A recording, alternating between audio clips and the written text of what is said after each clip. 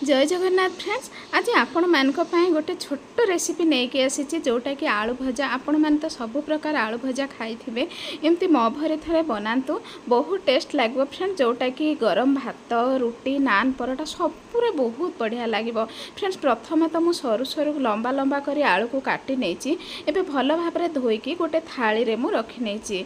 देखो फ्रेंड्स केते सुंदर है कि भल भाव मु धोई आनी आलू। एबे फ्रेंड्स कढ़ई बसई देछि गैस रे। एबे कढ़ई तातिबा परे पकईदेबा कि सोरिष तेल। तेल तातिबा परे गोटे चामच हम सोरिष पकईदेबा। एटा सोरिष आ तेल रे ही आम रोषे करबा, पियाज रसुण किछि भी देबानी फ्रेंड्स। सोरिष फुटिबा परे पकईदेबा आलू।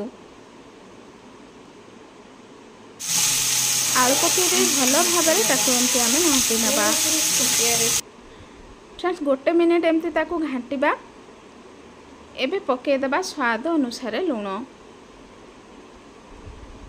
जस्ट टिके हलदी गुंड पकईदेबा।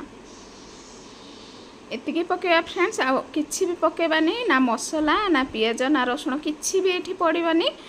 एमती टिके जस्ट गोटे चामच तेल आ टिके जस्ट सोरिष आ टिके जस्ट हलदी गुंड आ लुण देकी एते बढ़िया रेसिपी तैयारी करबा आपण मानकु समस्त को पसंद आसीबो फ्रेंड्स। मझिरे थरे थरे एमती गोलौथबा, आमे ढाकुणी देबानी, एमती ही ताकू भाजिबा।